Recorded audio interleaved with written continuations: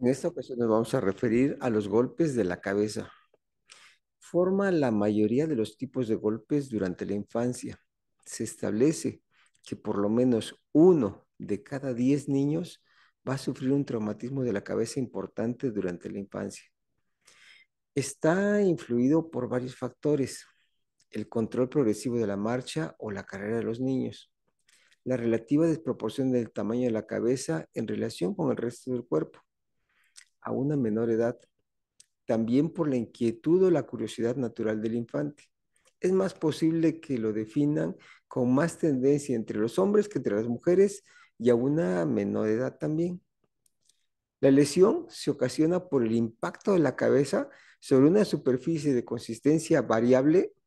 a una velocidad aumentada, por lo cual se suspende su movimiento de forma brusca y en el interior el cerebro choca contra el hueso y por su consistencia a forma de gelatina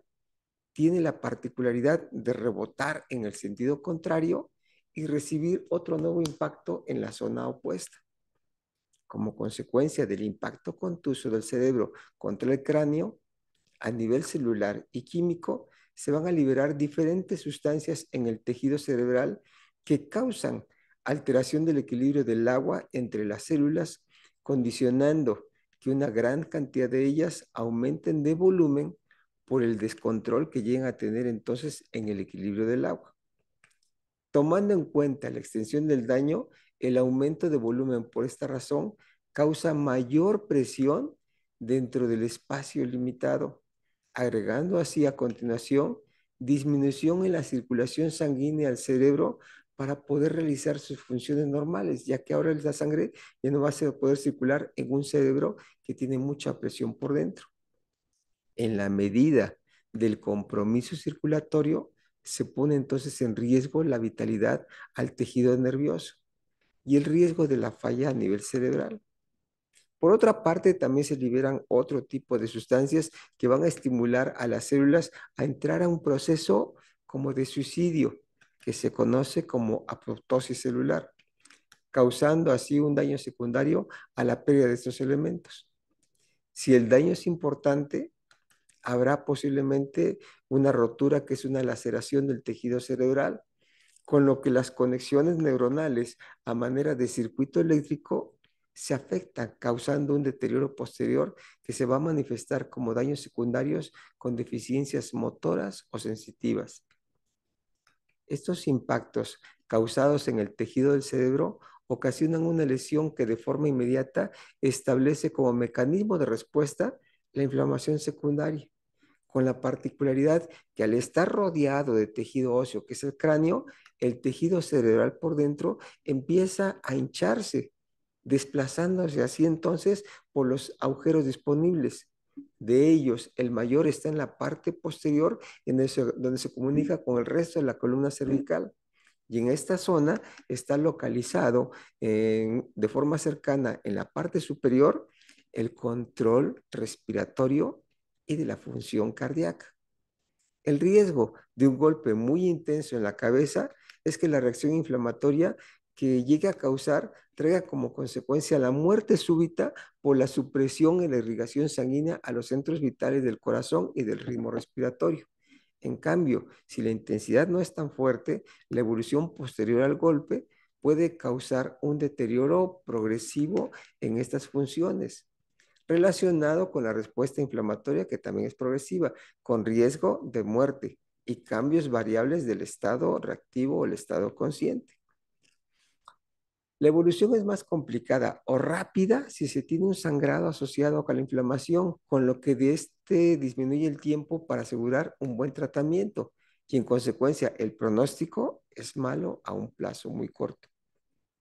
Por lesión al tejido nervioso se pueden presentar crisis convulsivas al momento del golpe o posterior al mismo, por lo que se necesita controlar esas convulsiones para que no causen más alteraciones al cerebro, ya que esa actividad adicional condiciona mayor inflamación y mayor presión interna que puede ser más importante. En la mayoría de las ocasiones, el golpe es capaz de generar una pérdida transitoria de la conciencia. El niño se desmaya por un tiempo variable, por interrumpirse de forma súbita los estímulos provenientes de los diferentes órganos de los sentidos en todo el cuerpo y a continuación se va a presentar un dolor de cabeza que estará relacionado con lo hinchado del cerebro, que en la mayoría de las ocasiones el niño lo manifiesta, si es muy pequeño, con llanto, con inquietud constante. El temor natural de los familiares es que posterior al golpe el niño se duerma, no reaccione posteriormente y quede finalmente muerto. Es necesario revisar al niño por un médico para determinar si existe un daño cerebral que pueda causar esta evolución con trastornos en su estado reactivo, de estar en una somnolencia, un estado tuproso, un estado de coma y finalmente la muerte, para brindarle una atención inmediata en una unidad y vigilancia bajo un tratamiento de tipo intensivo.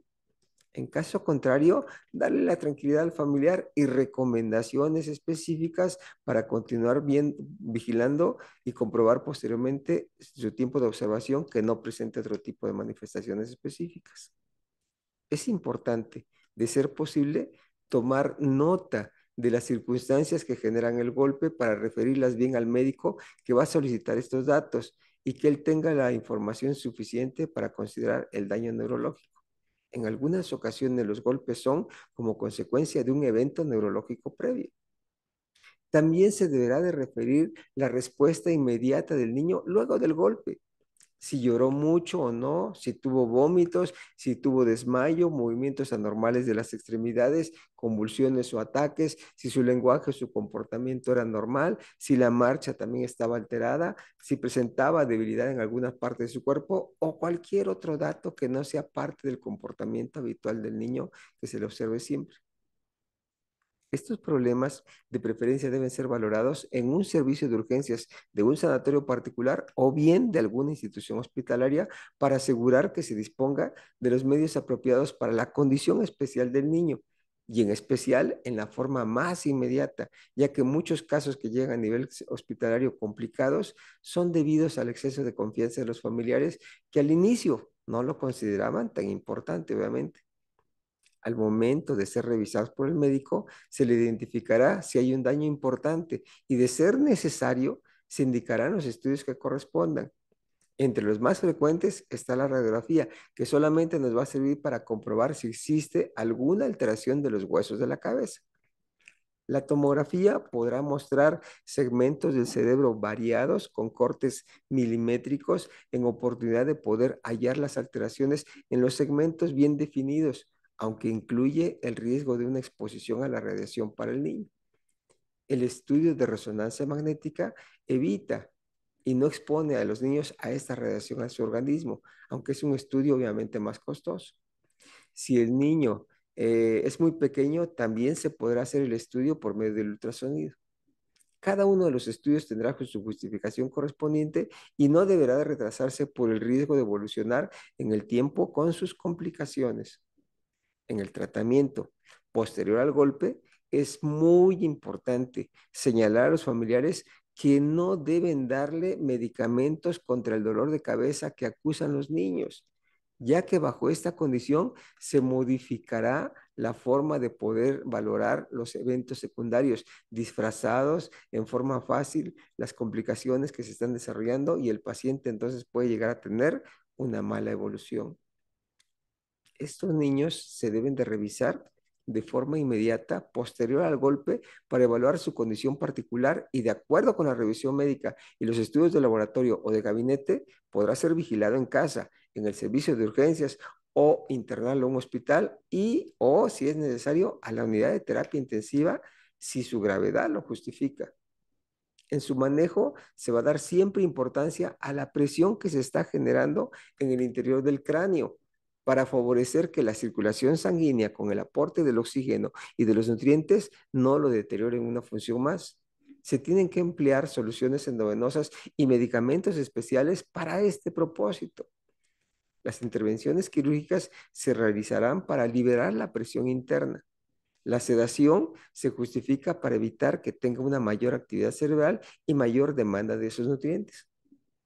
Con la finalidad de evitar estos accidentes, se recomienda cuidar de forma más estrecha a los niños que inician su marcha de forma espontánea, a quienes practican deportes de riesgo, emplear de preferencia los cascos correspondientes en tamaño y con una sujeción adecuada con las cintas correspondientes, y ante los juegos de riesgo con posibilidad de golpes en la cabeza, se justifica todo tipo de protección.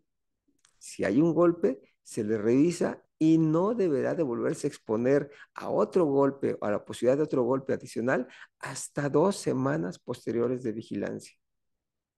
Esperemos que el tema haya sido de su agrado. Si le ha agradado, podemos pedirle que comparta el enlace con sus familiares o con sus conocidos para poderles transmitir ese tipo de conocimientos también y que tengan esa comprensión de este concepto. También pueden compartir los enlaces que corresponden al blog donde pueden encontrar información adicional de otro tipo de problemas. Pueden llevar a cabo la traducción ahí con la aplicación que existe para enviárselo a sus conocidos que viven en otros países donde se habla un idioma diferente al español. Pueden adquirir también a través de los enlaces los libros para tenerlos en forma física o en su versión electrónica. Agradecemos su atención que nuevamente han tenido para este video y espero contar con su presencia y su interés para el siguiente. Hasta luego y muchas gracias.